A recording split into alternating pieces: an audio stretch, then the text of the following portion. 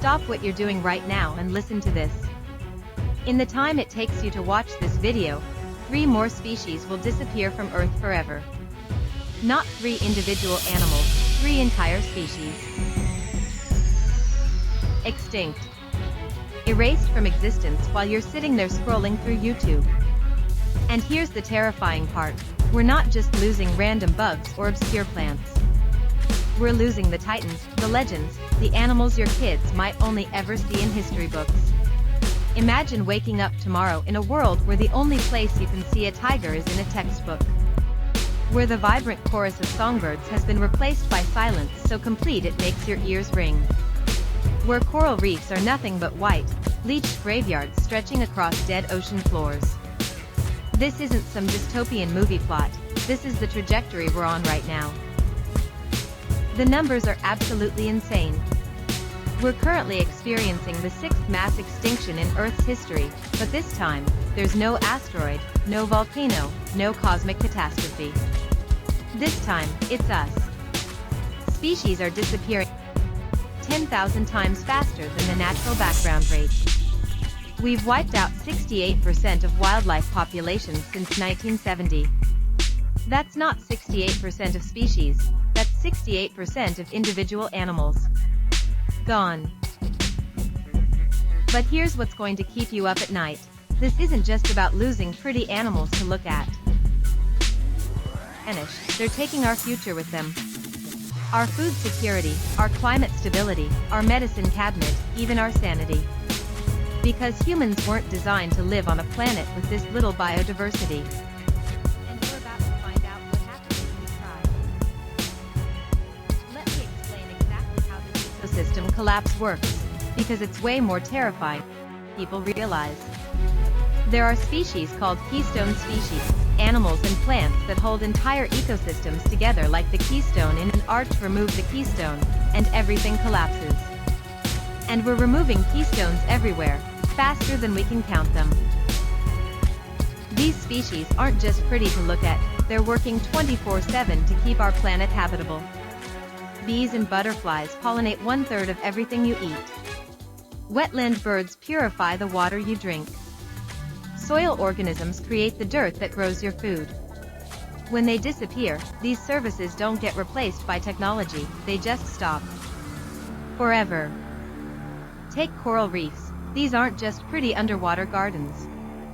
They're nurseries for 25% of all marine species, storm barriers protecting coastlines, and carbon storage systems. But they're dying so fast that scientists are literally racing against time to freeze coral sperm in liquid nitrogen before entire species vanish forever. The Amazon rainforest has lost an area the size of Germany in just the last decade. But it's not just about trees. When rainforest ecosystems collapse, they take 400 billion tons of stored carbon with them. That's like adding the emissions of the entire United States for 10 years. All released at once into our atmosphere. But the scariest part isn't what we're losing, it's what we're unleashing. When we destroy wildlife habitats, we force animals into closer contact with humans. And those animals are carrying viruses that have never encountered human immune systems. COVID-19 was just the beginning. Scientists have identified over 1.7 million unknown viruses in wildlife, and 700,000 of them could jump to humans. We're also losing our medicine cabinet. 70% of cancer drugs come from natural sources. Aspirin from willow bark. Digitalis for heart conditions from foxglove plants. Antibiotics from soil fungi. The Madagascar periwinkle treats childhood leukemia. But rainforest destruction is eliminating potential cures before we even discover them. We're burning down the pharmacy while patients are dying in the waiting room. The economic devastation is already starting. Bee colony collapse is threatening $15 billion in U.S. crops annually. Ocean acidification is destroying fisheries worth $100 billion globally.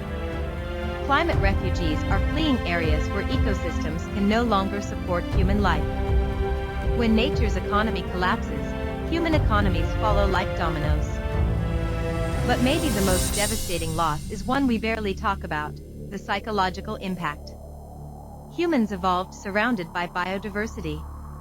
Our brains are literally wired to find peace in nature's complexity.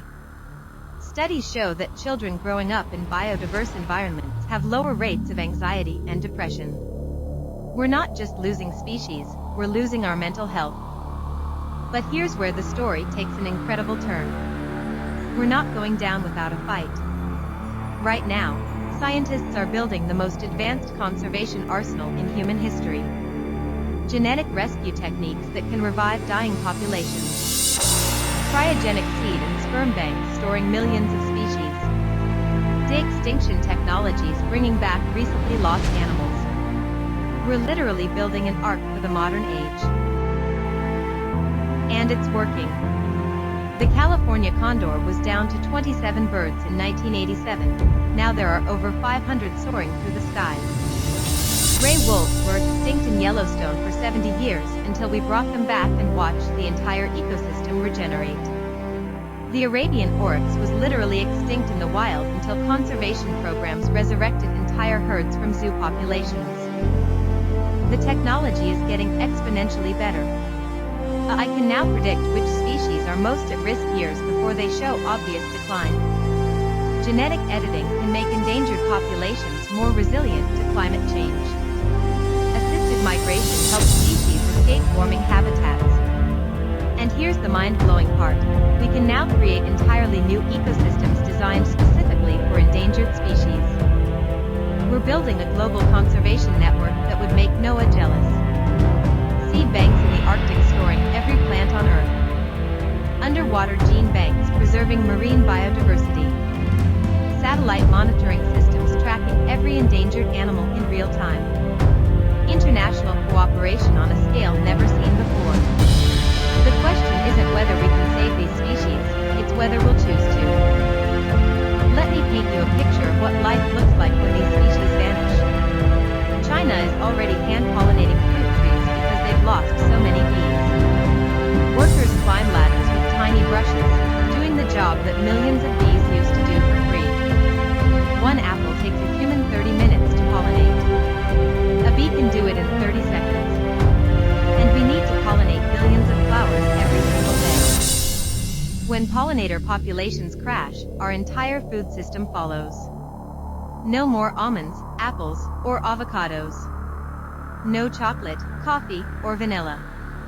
Even beef and dairy disappear because cattle feed depends on pollinated crops.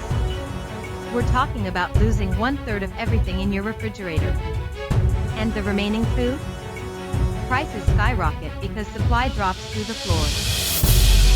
The health impacts are devastating. Without diverse gut bacteria from natural environments, our immune systems weaken. Without forest-derived medicines, chronic diseases spike. Without clean air from functioning ecosystems, respiratory illnesses explode. And without the psychological benefits of biodiversity, mental health crises reach epidemic proportions. We're also losing something harder to quantify but equally precious, our cultural connection to the natural world. Indigenous knowledge systems that took thousands of years to develop disappear with the species they describe. Children grow up thinking wildlife means pigeons and rats. We're creating a generation that doesn't know what we've lost because they never experienced it. Here's the thing that gives me hope. We're at a tipping point where individual actions can still change everything. Every species we save now prevents the collapse of entire ecosystems later.